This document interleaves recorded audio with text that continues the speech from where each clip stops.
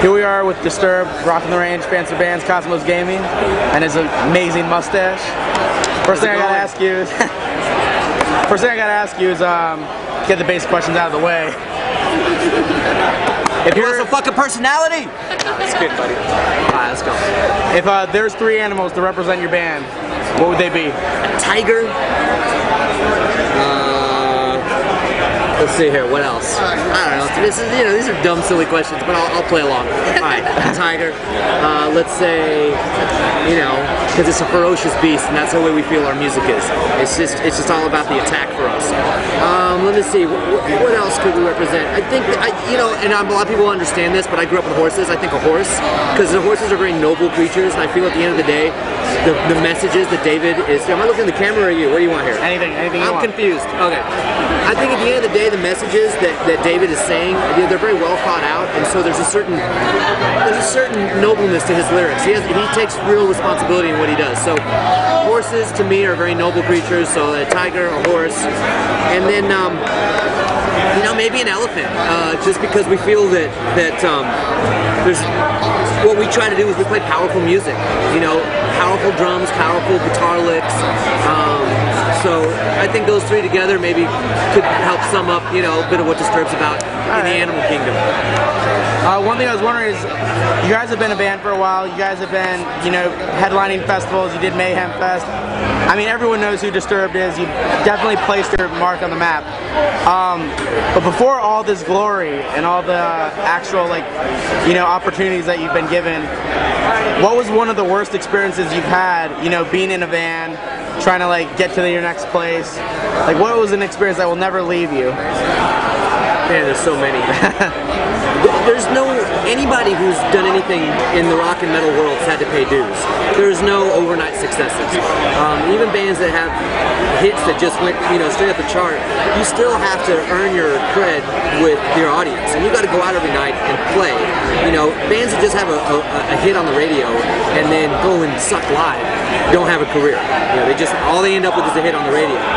So any band who's had any measure of success, has had to pay dues. And part of that paying dues, obviously, you play everywhere. I played every, tiny little club to every little bathroom that there is all over, I think some of the worst experiences in general are when you do a show and afterward you gotta take a shit and you can't find any place clean to do it. That's nasty, oh man, I got a great one. Uh-oh. Here it comes. Years ago, I was touring with a band. Before I was in the Disturbed, there was a band called Union Underground, and we were touring in a van.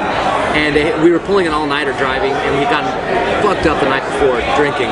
And so I was in the back seat, and it was like band and crew all together in the van. And our drum tech was next to me. And I wake up, and we're still driving, and I'm like, oh, I'm all bleary. I slept like this, and I reach down. There's like a green tinted bottle of water. It was a green bottle. So I reach down, and everybody else is asleep. My drum tech's next to me asleep. I grab it, I take off the cap to take a drink. Right before it gets to my mouth, he stops me. He goes, I just pissed in that. Oh. I was like, oh my God. Man. Oh my God. I'm like, I owe you one, buddy, because he could have let it go. He could have just been like, let's see what happens now. He probably didn't want me to puke all over him though. So yeah. No, that's good. Things have changed now. Now we got bottles of water where I can see clearly that it's water. I mean, imagine your life. Only clear bottles now. Those green ones I don't trust. Yeah, now you got a phobia for that shit. Yeah. You gotta take care of yourself. Watch out. But I mean, you guys have been a band for a while as Disturbed. I'm sure you guys have a family feel.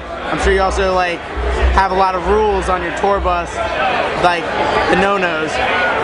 What is the biggest no-no on your tour bus? Probably no smoking. No smoking? Stuff like that. Yeah. None of us smoke. And it's just, between our, David's taking care of his voice, and there's no reason for us to have that kind of environment, Yeah. That's kind of a big one, because it does become a grueling, I know people think, oh, how hard's your job, but it becomes a grind after a while, and you're playing 4 and 5 nights a week, and it's enough just to find inspiration within yourself to give the audience everything every night. That's our job. We don't phone it in. And there are no fucking sick days. And so whenever if it was like smoking on the bus, man, if that affects David's voice the tiniest bit, it's not worth it. Exactly. Because we want to bring our A game every time. So I mean, that's one of the simple rules right off the bat. All right. Is there anything like, what's like the main food that you guys always have on the bus? Like, it's the Disturbed food. I mean, we actually all have different treats. I like goldfish. All right. And I like wine. And you'd be surprised how well goldfish and wine go together. I can imagine. You know, like wine and cheese, you know, but goldfish. Wine and goldfish. It's fucking good. So in your off time, like really expensive wine and cheap ass goldfish. I fucking love it. Really? It's the fucking. We might just have to try it. That's a new thing fans have got to try. You want to be like Disturbed? Wine and goldfish. Yep. You guys do any video games? You guys watch a lot of movies? What are you guys doing in your off time? A lot of video games, definitely. All right. David and I especially are gamers. David's like a fucking killer gamer, man. He'll solve like the hardest games in 2 days. Damn. Oh, he tears through them. I'm not quite as good as he is, but I like to play a lot. You know, you watch movies sometimes to pass time.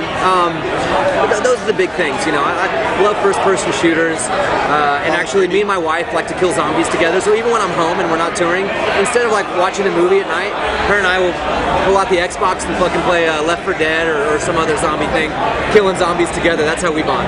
To be honest, I thought you were about to say you guys were going to dress up as zombies and pretend to kill each other for fun, but you're kinky. I mean, you guys. Who's the fucking freak? You're rock stars, man. You're allowed to do anything like that, you know? Yeah. Out of all the years that you've been touring, what has been like the one band you've noticed that when you drink, party, hang out, they're the coolest dudes to be around? What's your favorite band to be around, personally? Well, sadly, no longer with us, but Dimebag Darrell was the funnest fucking dude to party with, and you know who else? Dave Williams from Drowning Pool. And I can't say enough about how cool both those guys were and how wrong it was that they were taken from us. Yeah. So, I mean, do you think about it a lot? Does that hit you pretty hard?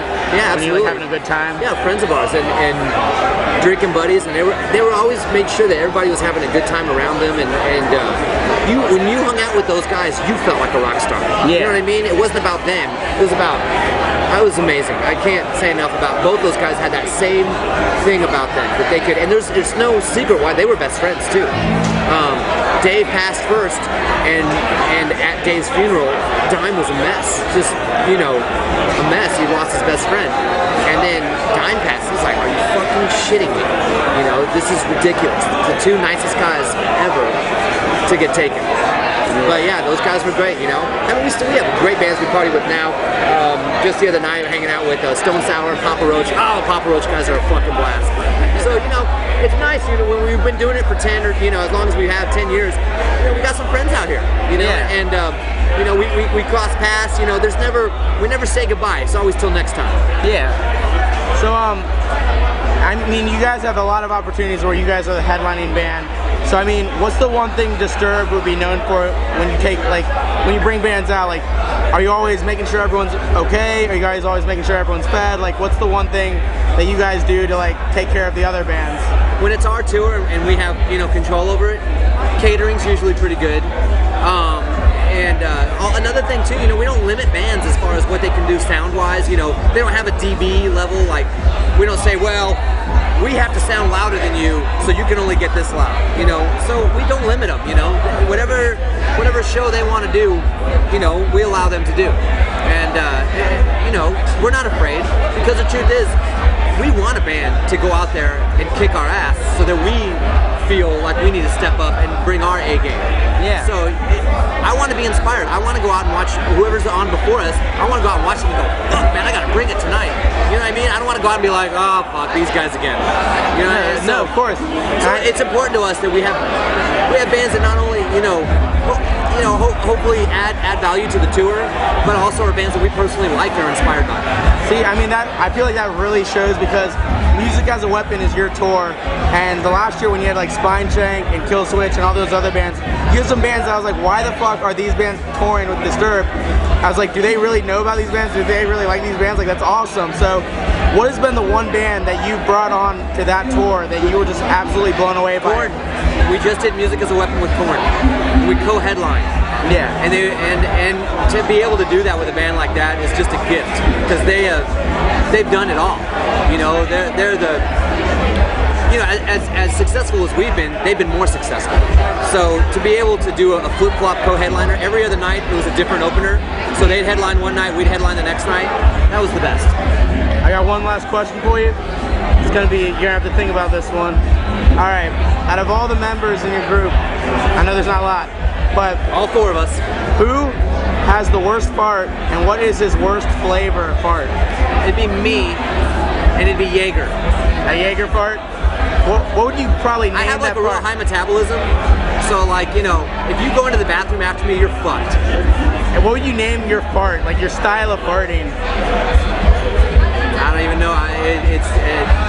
It would be the creeper. Creeper? Yeah. Alright. Well, thank you for your time. It's been awesome with you. That's been Disturbed, an inside look of personality. Right on. Alright, have a good night. Cool.